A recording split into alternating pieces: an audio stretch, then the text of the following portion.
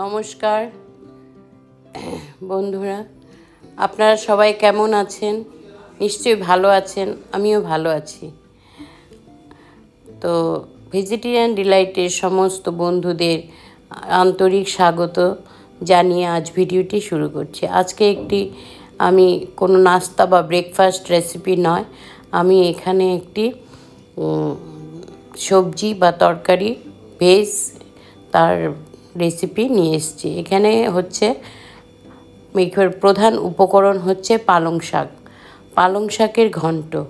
তো পালং শাক দিয়ে পরোটা, রুটি পুরি অনেক রকমের কিছু বা খাওয়া যায়, কিন্তু সবজি হিসাবেও এটা খাওয়া যেতে পারে, সেখানেরই একটি রূপান্তর। তো এখানে আমি পালং শাককে দিয়ে ঘন্ট করেছি, মানে আলু, বেগুন, সিমকে ডুমো করে কেটে ভালো করে পরিষ্কার করে নিয়েছি। প্রায় 50 গ্রাম বড়িকে ভালো করে একটু নুন দিয়ে ভেজে তুলে নিয়েছি। তারপর দিয়েছি একটা শুকনো লঙ্কা, একটা 5 ফোড়ন, হাফ টিস্পুন দিয়েছি 5 ফোড়ন, আর তেজপাতা একটা দিয়ে ফোড়নটাকে প্রায় 2-3 সেকেন্ডের মতো একটু নেড়ে তারপর কেটে ধুয়ে পরিষ্কার করে রাখা সবজিটা কড়াইতে ঢেলে দেব। দিয়ে সামান্য একটু নুন আর হলুদ দিয়ে আমি খুব ভালোভাবে এটাকে নাড়ব।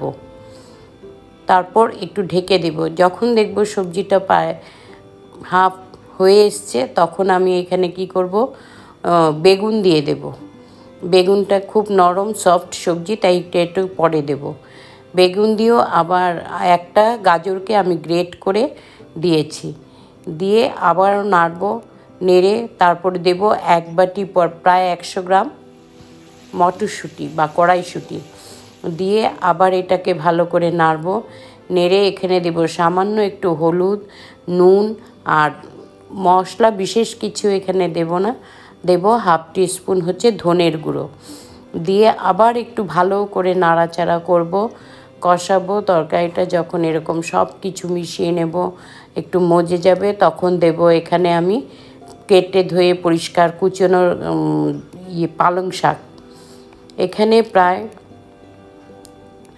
2 আটি পালং শাক আমি ভালো করে বেছে ধুয়ে পরিষ্কার করে ছোট ছোট করে কেটে রেখেছিলাম, সেটা দিয়ে দেব ভেজে রাখা বড়িগুলি দিয়ে আবারও আমি বেশ খানিকক্ষণ নাড়বো, কষাবো। এরকম করে তরকারিটাকে পুরো করে নেব।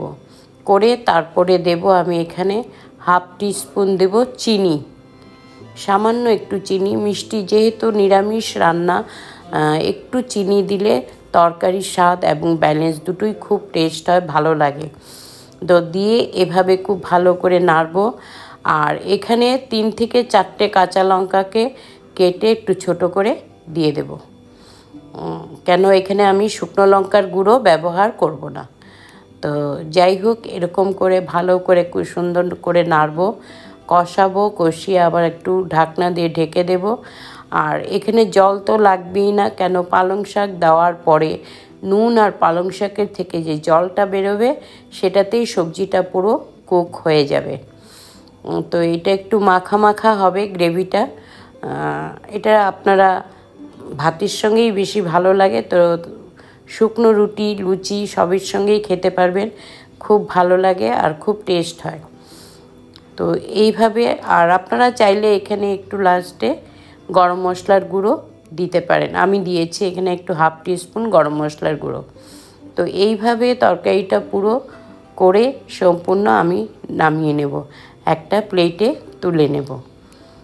তো বন্ধুরা, নিশ্চয়ই দেখলেন পালং শাকের ঘন্ট কীভাবে তৈরি করা যায়। তো আশা করি আপনাদের নিশ্চয়ই ভালো লাগবে। আর আমার সঙ্গেও এতক্ষণ ভিডিওতে ছিলেন, তাই আপনাদের অসংখ্য ধন্যবাদ। তো যদি ভালো লেগে থাকে অবশ্যই আপনারা একটা লাইক করবেন, প্রচুর শেয়ার করবেন।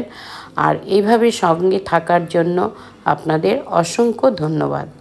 তো আমি আজ আসছি, আবার আসবো আগামী দিনে নতুন কোনো ভিডিও নিয়ে আপনাদের সামনে উপস্থিত হব। ততদিন আপনারা ভালো থাকবেন, সুস্থ থাকবেন। ধন্যবাদ।